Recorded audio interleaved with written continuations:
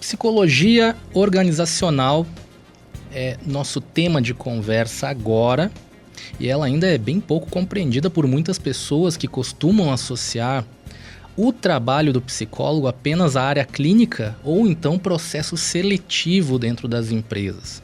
Eu quero desmistificar isso. Isso é realmente fundamental da gente fazer. Estou recebendo aqui a Maíra Duarte e também a Marina Poser. Bom dia, bem-vindas. Bom dia. Assim eu gosto, quando é em coro, sabe? Responde junto, assim. Gosto muito. Acho que antes da gente começar, até para quem está nos ouvindo entender, vou pedir para vocês se apresentarem brevemente. Por ordem alfabética, Maíra. Bem parecidos os nossos nomes, né? Então, eu sou a Maíra, sou consultora em gestão de pessoas, com uma trajetória aí em RH, voltada então para a cultura e para o comportamento humano, estudante de psicologia. Resolvi buscar, né, para me aprofundar, mas o meu foco mesmo é o RH. Então, o RH. E Marina? Dentro disso. Tudo bem, então eu sou a Marina, eu sou psicóloga e toda a minha formação é voltada ao desenvolvimento das pessoas no ambiente profissional. Né? Eu trabalho bastante, tenho uma especialização também em psicologia positiva, que é algo que embasa muito o nosso trabalho.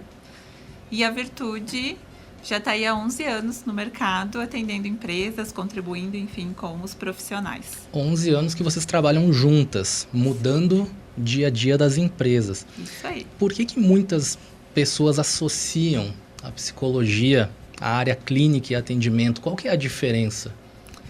Bom, no senso comum, o que as pessoas mais conhecem ligam, né, a psicologia com o atendimento clínico, que é aquele atendimento de consultório. Então, tu procura uma psicóloga para tratar alguma questão individual. Então, geralmente, a psicologia clínica ela vai atuar com a psicoterapia. Sim. Com tratamento, com auxílio para alguma questão que tu queira resolver, para melhorar o autoconhecimento.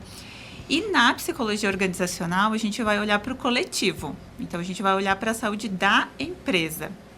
E aí, envolve todas as pessoas que fazem parte da empresa. Então, isso inclui alguns aspectos.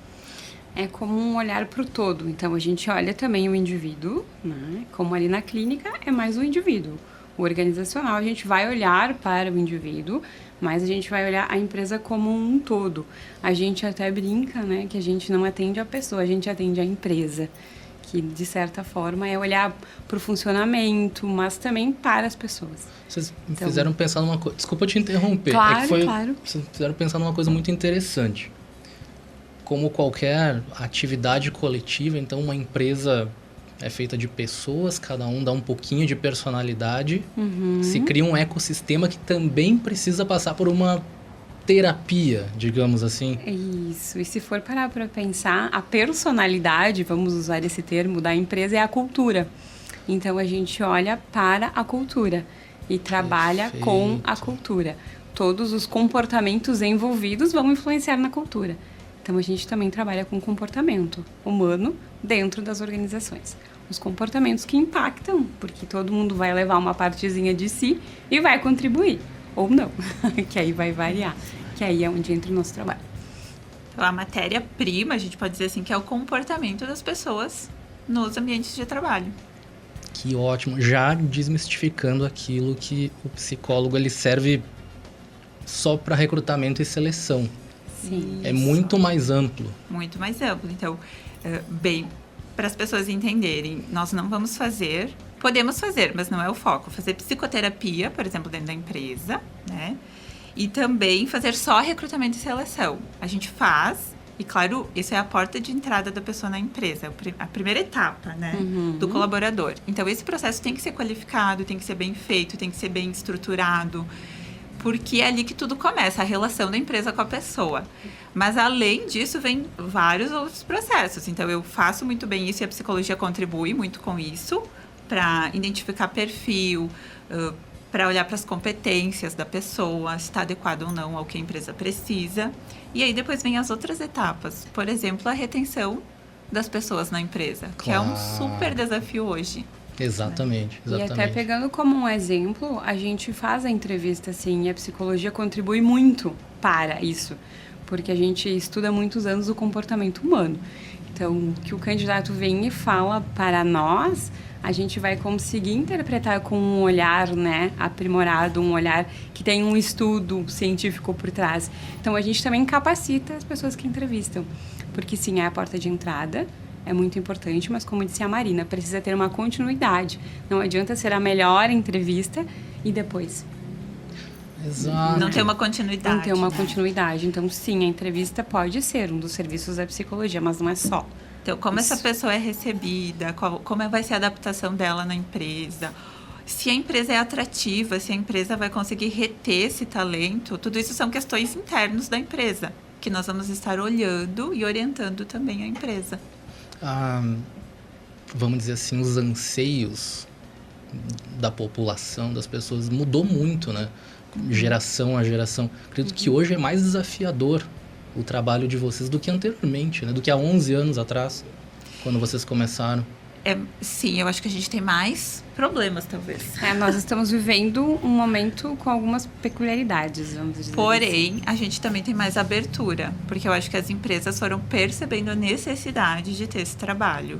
Então, hoje a gente vê muito mais, as empresas mais abertas e disponíveis a buscar uma consultoria, um trabalho, enfim, com a psicologia. Esse suporte da psicologia dentro da organização. Porque é muito focado para o resultado, né? Então, o nosso trabalho é esse.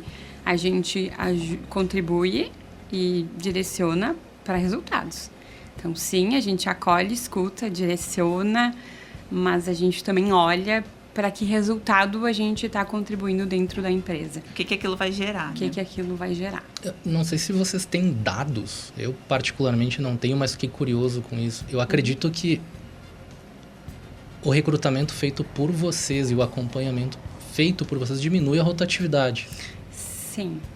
Se tiver o pós. Sim, exato. Esse acompanhamento Isso. pós. E às vezes a rotatividade, ela não é só um recrutamento feito de forma inadequada. É um contexto que pode ser muitas coisas. Um grande problema hoje é a rotatividade, sim. O recrutamento e seleção pode ser um dos pontos que precisam ser melhorados para reduzir a rotatividade, sim. Mas não é só isso. Exato. É muito mais amplo, né? É muito mais amplo. Acho que até o que a gente deseja hoje em dia para a vida, como se fala muito em qualidade de vida e outras coisas, mudou. Né? Sim, a relação das pessoas com o trabalho mudou, né? E isso é um caminho sem volta, eu vejo. Exato. Então, as empresas também têm que se adaptar, a gente trabalha muito isso, inclusive com as lideranças, né? Para entender que a empresa também tem que se adaptar a um contexto social diferente, né? Até quero perguntar, de forma prática, assim, o que a psicologia organizacional e do trabalho ela faz para ajudar a empresa a crescer e ser mais saudável? A primeira coisa é a gente identificar quais são os reais problemas. Então, o que está impedindo essa empresa, limitando ela de crescer? Então, a gente vai olhar, vamos comparar com o individual, a gente vai olhar para os sintomas. Rotatividade é sintoma, pessoas não engajadas é sintoma, muitas faltas é sintomas, uma liderança ineficaz, né? Então, tem várias. E aí é um sintoma. A gente vai ver o porquê, qual é a causa disso, e a gente vai planejar ações em cima disso. Então, varia muito de empresa para empresa. Sim. Mas tem que identificar a causa para aí a gente conseguir fazer ações consistentes. Normalmente é diferente de uma empresa para outra. Por quê? Por conta da cultura que nós falamos antes. É a personalidade. Então, o que é em uma empresa pode não ser na outra. Então, por isso que a gente precisa fazer essa investigação dos sintomas e entender um pouco a dor do negócio. Então, a gente entende do negócio do cliente ali, da empresa, o que está influenciando naquele meio, e aí assim a gente pode planejar o que a gente vai fazer. Então não existe nada prontinho que a gente chega lá e aplica, nem mesmo um treinamento de liderança, é sempre muito de acordo com as dores. Sempre provavelmente personalizável para cada empresa. E exemplos práticos que a gente pode dar, que é o que a gente atua bastante, é o próprio treinamento, desenvolvimento de liderança, e a assessoria, a orientação para o setor de recursos humanos, para as práticas, para as políticas da empresa voltadas à gestão de pessoas. Porque são as duas coisas que vão envolver gestão de pessoas, né? Planejar e o líder é quem executa. Perfeito. Vocês usam, ferramentas para avaliar as empresas? Perguntando por pura curiosidade, assim.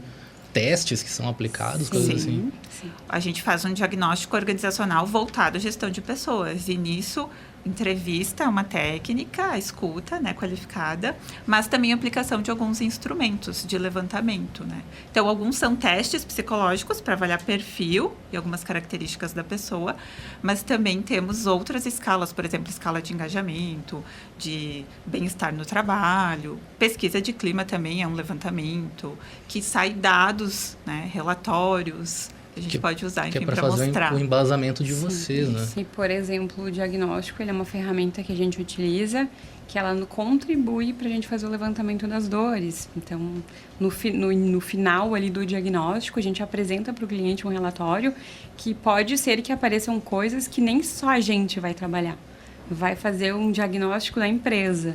Assim como a gente vai no médico e conta, né? Tá doendo isso, tá doendo aquilo. Então, a gente faz esse levantamento usando ferramentas, né, próprias ali da psicologia. Vocês podem dar um exemplo de algo que pode acontecer e como vocês podem ajudar a resolver?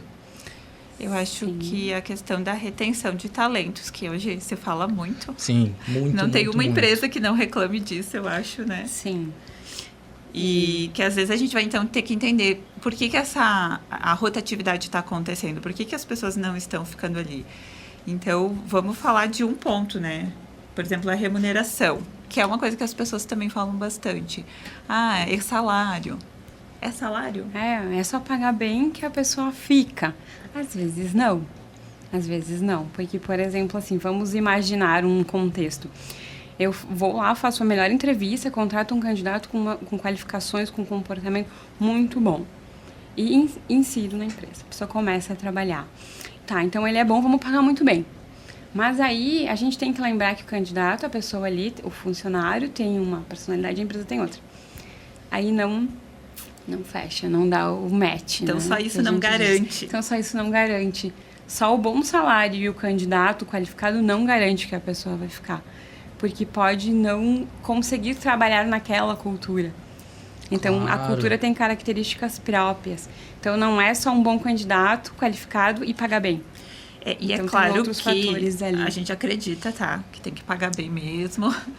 Tem que ser justo, mas muitas vezes a gente vê empresas praticando salários até acima do mercado e não conseguindo reter as pessoas. Então tem que olhar para o que está por trás disso. O que está dentro desse conjunto? Outro exemplo prático dentro do RH. A gente, às vezes, chega em empresas que têm lá políticas lindas, todas estruturadas, avaliação de desempenho, só que na prática não acontece nada.